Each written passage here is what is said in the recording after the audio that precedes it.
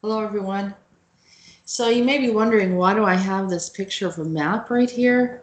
Well, this is the map of Pangaea, which reveals which countries were neighbors 300 million years ago. And it's enter an ancient version of Earth, where Santa Claus lives in South Korea, Cuba is landlocked, and Antarctica and India share the same climate. So you look at this, I'll just bring it down. So this is about 300 million years ago. This is what the Earth looked like, or this is, how they sort of pieced it together before the separation occurred. So you may be wondering why I'm showing you this. Well, this is the Earth as one coming together.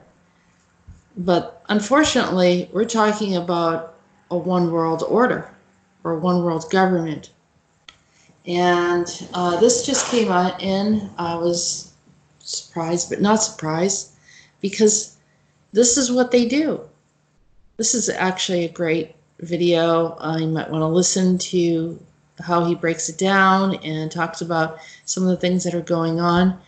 But to make it simpler, I will tell you, Gordon Brown calls for global government to tackle the coronavirus. Yeah, that's right, a global government. So now this has become an excuse to be a global government.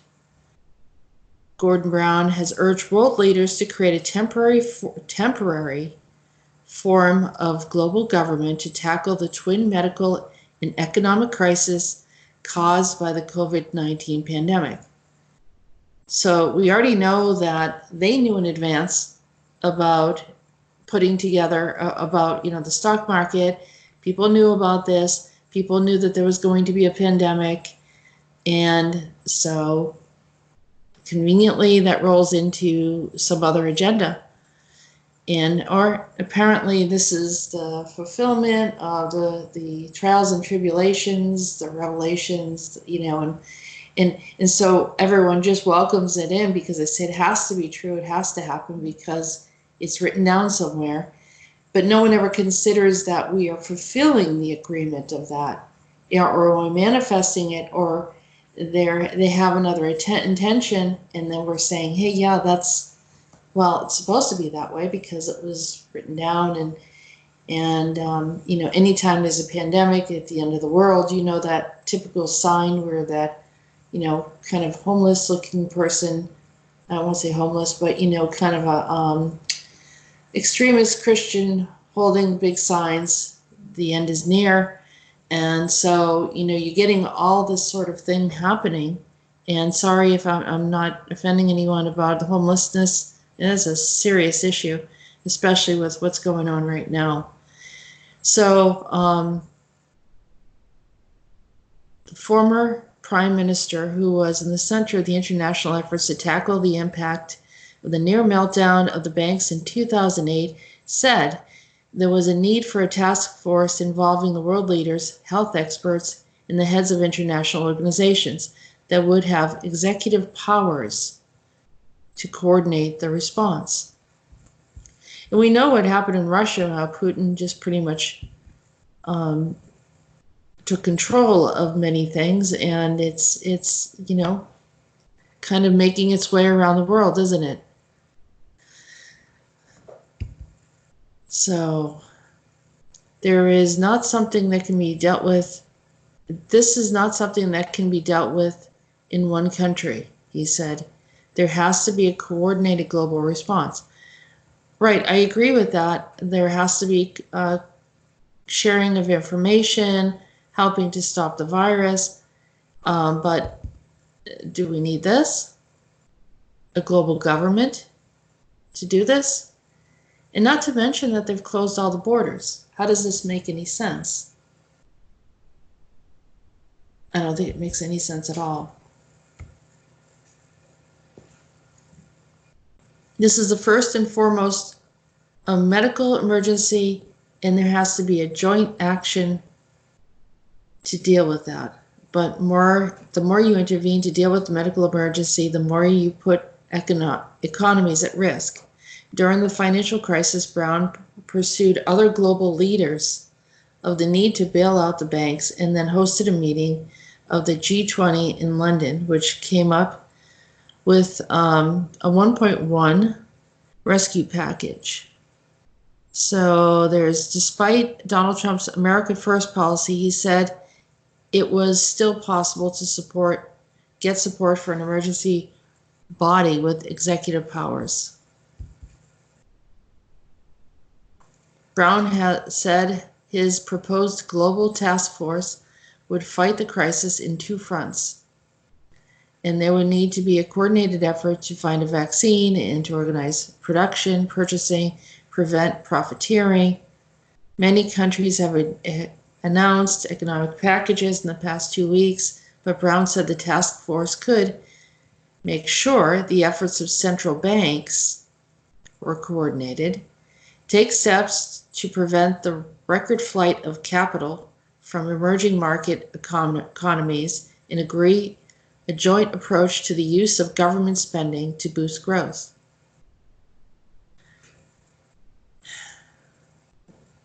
World Bank, International Money Fund. Yeah. So I guess it's worth following, isn't it? Let's see where it goes next. In this other article that was done by the Unity News Network, and this is the first one that I've seen put this information out. You see Tony Blair.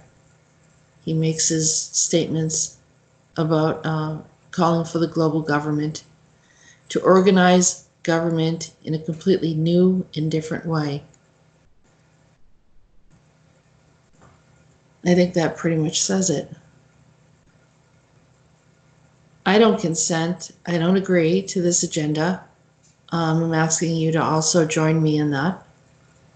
And it's not about the collaboration of governments to deal with a pandemic or to deal with financial crises, but there's something else behind this. And it becomes very, very obvious. Meanwhile, Royal Navy shadows Russian warships after unusually high levels of activity in the Channel in the North Sea. So they're feeling some pressure. 9 Royal Navy vessels have shadowed 7 Russian warships after detecting unusually high levels of activity.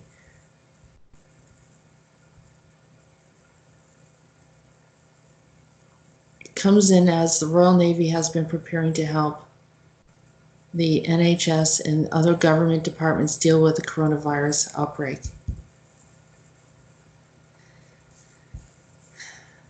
And then we have this problem. Canada attacks damaging Trump plan to deploy troops at the border. So it looks like a lot of Americans, or enough, that's causing attention. In Ottawa, Canada, on Thursday, attacked a U.S. proposal to deploy troops along the undefended joint border to help fight the spread of coronavirus, saying the idea was unnecessary and would damage relations. The uncompromising comments were a surprise since Ottawa has enjoyed smooth relations with the U.S. President Donald Trump's administration over the past 18 months. Last week, the two nations agreed to close the border to non-essential travel to ease the outbreak strain on the health systems. However, made it clear the Liberal government had no time for a plan to send hundreds of troops to the border to boost security. Canada is strongly opposed to this U.S. proposal, and we have made that opposition very, very clear. This is an entirely unnecessary step which we would view as damaging our relationship, Freeland told at a news conference. So I guess they're sending troops.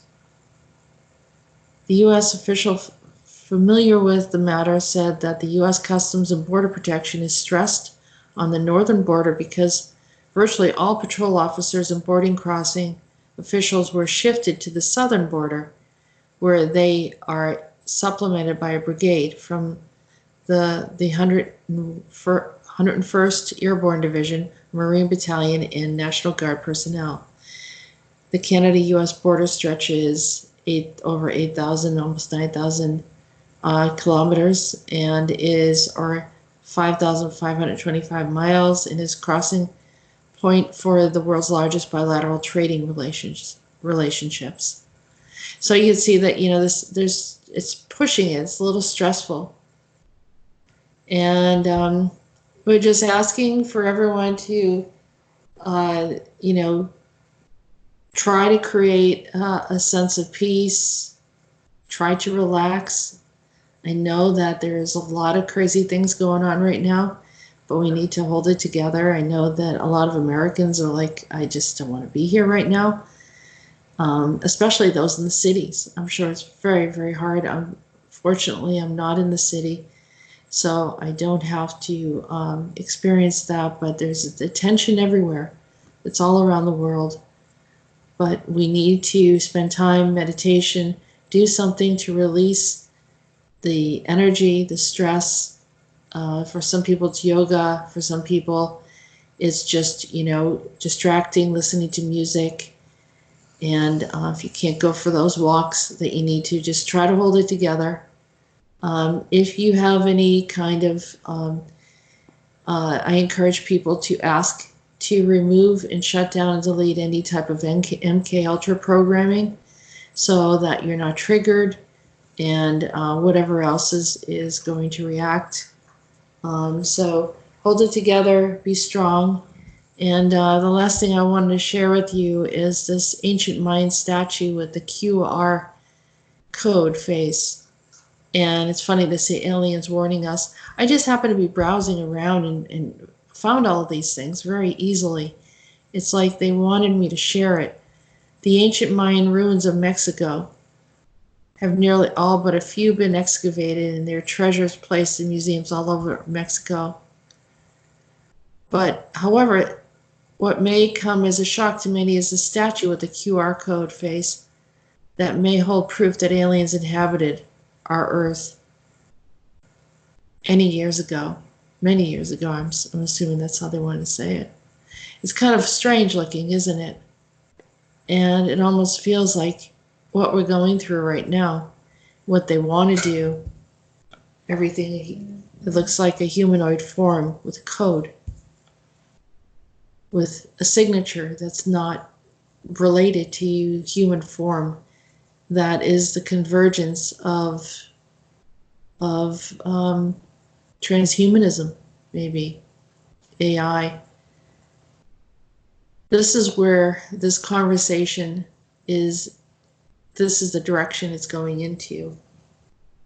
If we're not careful, this warning came to us on many occasions throughout history, and here's another example of it. And I don't think it's an accident that I stumbled on it today. Some aliens are positive. They do want us to see this. They do want us to see through the facades, the lies, and the illusions. And I know that there's a lot of people that are truthers and are trying to expose things, but really think things through, think on your own. You don't have to believe everything that I say. I'm just, you know, bringing you my perspective and the things that I'm seeing. Piece it all together from what you see from myself and from others, and come to your own conclusions. Also, do whatever you need to do to keep protected and safe, healthy, and not be affected by anything. I remember we have a divine connection, and if you have anything that you need to clear or whatever, you know, if you need to talk to me and set up a private session, let's do it. You know, whatever it is to keep you more at peace. A lot of the people that I connect with, I make sure people check in with each other, send a message, tell everyone you're okay. You know, find that connection. Nobody should be an island. Nobody should be alone, even though you're in your homes. we're still connected. So let's, the highest intention for humanity, everyone. We don't have to consent. We don't have to say this is prophetic and it needs to happen. We need to trust that the universe hears us regardless of whatever's going on. And I will keep you updated and posted with some of the latest things that I see, that I feel, that I'm able to share with you right away. So thank you for listening, and have a good night.